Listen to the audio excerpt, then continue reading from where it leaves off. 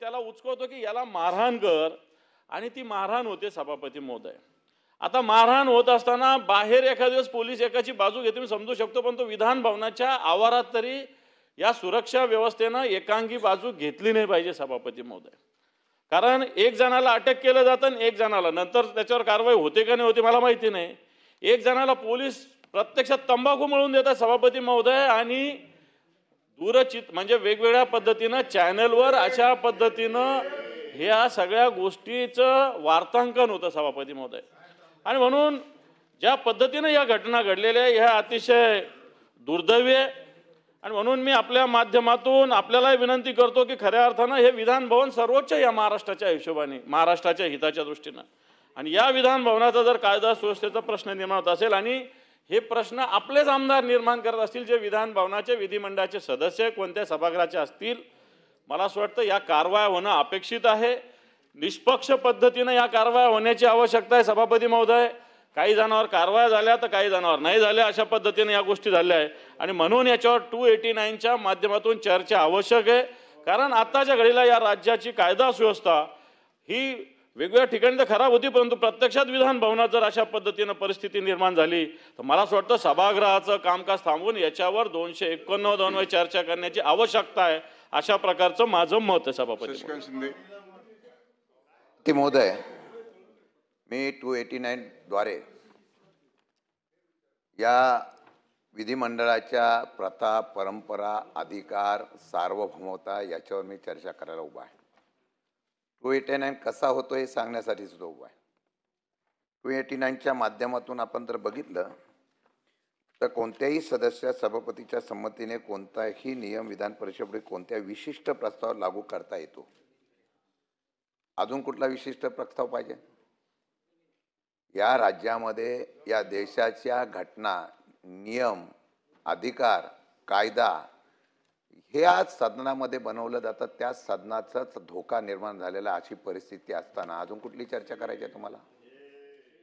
सभापती महोदय, आपल्या या दालनाचा, आपल्या उच्च पदाचा आदर आम्ही सगळे ठेवतो.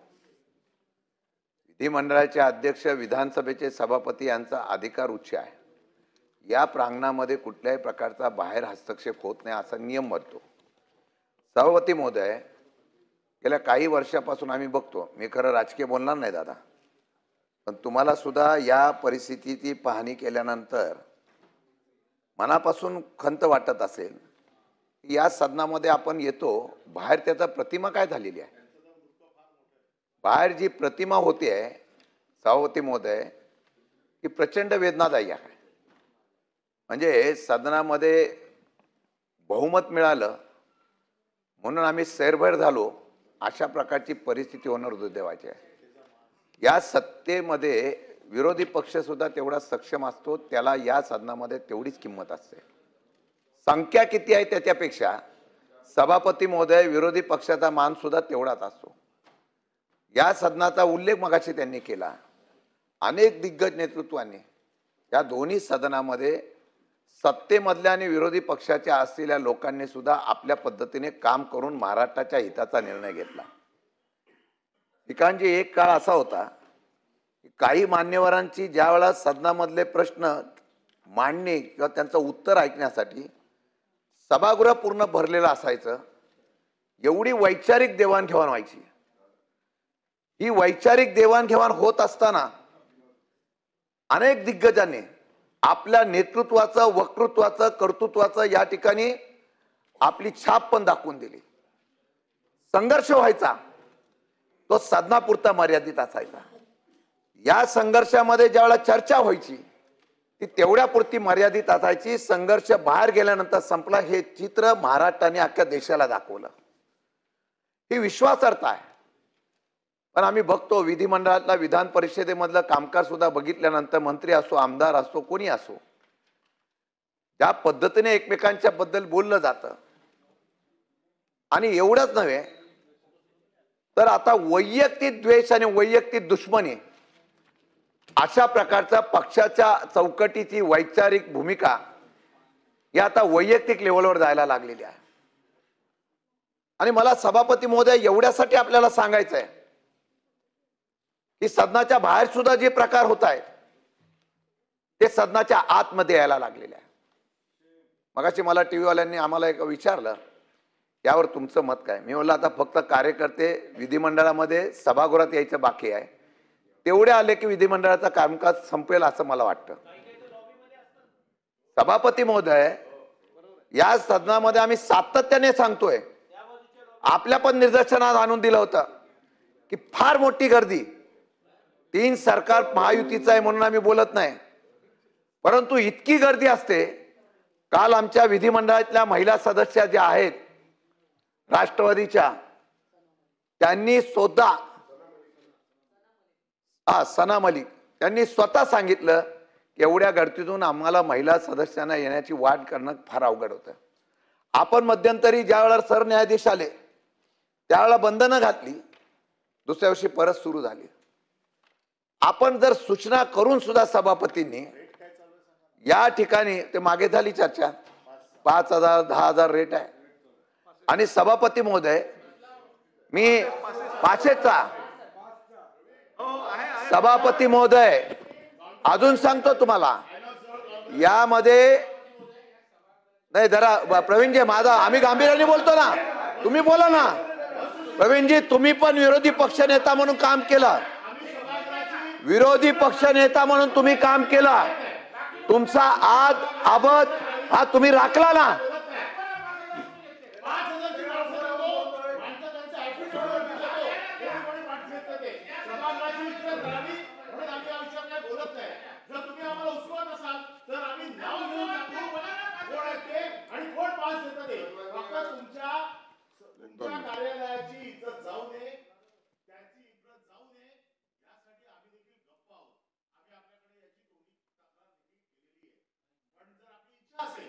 तर आज दुपारपर्यंत आम्ही नावं घेऊन सांगू कोणी कोणी पास विकते, कसे पास विकले जात आहेत, त्याची मोडस ऑपरेंडी काय आहे, कुठून पैसे भरले जातात, कोणाकडे जातात, पहिल्या गेटमध्ये किती द्यावे लागतात, दुसऱ्या गेटमध्ये किती द्यावे लागतात. आमची ही इच्छा नाहीये, तुम्ही का आम्हाला उचकवताय याच्यामध्ये? सभापती महोदय, सभागृहामध्ये 289 वरचा मुद्दा सन्मान्य शशिकांत शिंदे साहेब उपस्थित करतायत. तो विषय बाहेरने येणारे जे अभ्यागत आहेत तिथं वर आला. सन्मान्य सदस्य परब साहेबांनी सांगितलं की रेट काय चाललाय पासचा. ही पासची सगळी कार्यप्रणाली ही माननीय पीठासीन अधिकारी अध्यक्ष महोदय आणि माननीय सभापती महोदयांच्या अखत्यारीमध्ये आहे. राज्य सरकारचा, शासनाचा त्याच्याशी कुठे, एक मिनिट ऐका ना, माझं पूर्ण होऊ द्या, कुठेही संबंध नाही. याचा अर्थ इनडायरेक्टली, अप्रत्यक्षपणे ह्यांनी जो दर सांगितला, कुठल्या 1 नंबर गेटवरचा दर काय, 2 नंबर गेटवरचा दर काय, इनडायरेक्टली हे इंडिकेशन्स शेअरकडे आहेत. या सगळ्या एक मिनिट ऐका, आता तुमचंही ऐकलं आमचंही ऐका. या सगळ्या व्यवस्थेचे जे प्रमुख आहेत माननीय विधानसभा अध्यक्ष आणि माननीय विधान परिषद सभापती यांच्या नियंत्रणानं पासचं वाटप होतं. याचा अर्थ जे परब साहेबांनी दर सांगितला तो इथं संबंधित आहे का या यंत्रणेशी? आणि म्हणून आमचं तर थेट सभापती महोदय आपल्याला विनंती आहे, एक मिनिट आमची आपल्याला सभापती महोदय विनंती आहे, नुसतं ऍफिडेव्हिट नाही, ऐका ना. आता कसं तुम्ही आरोप केला एक बाजूनं, आमची पण बाजू, आणि आम्हाला सभापतींनी संधी दिली ना. सभापती महोदय तुम्ही नुसतं ऍफिडेव्हिट नाही, त्यांनी पुरावा द्यावा.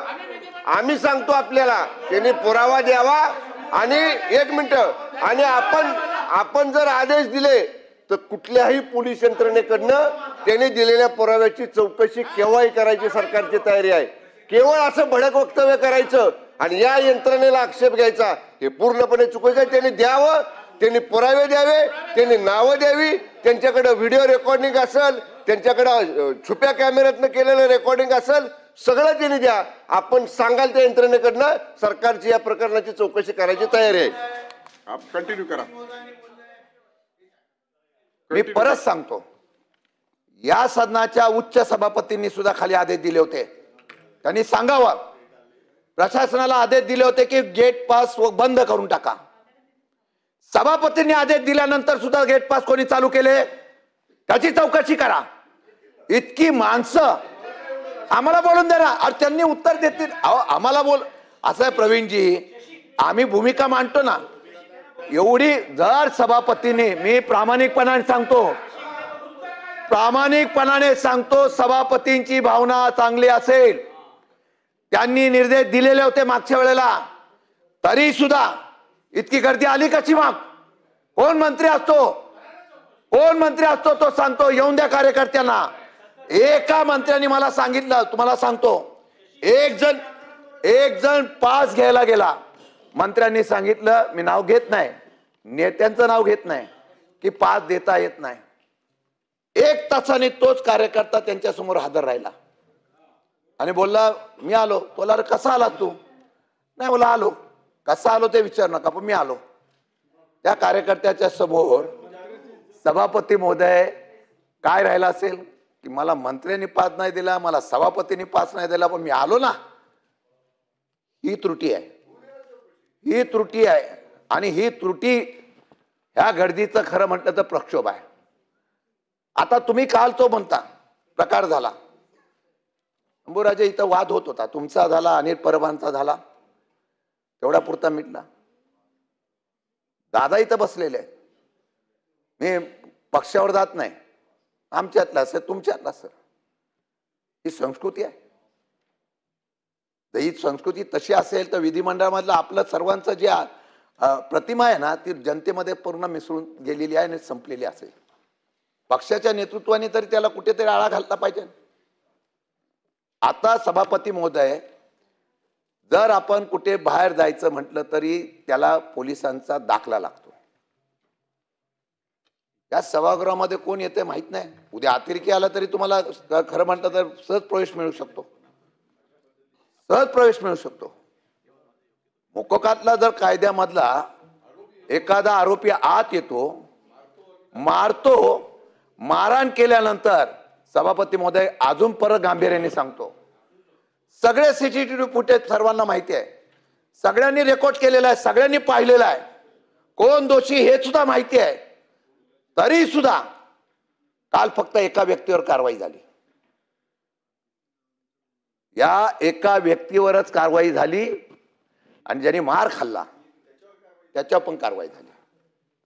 आता काय होणार आहे?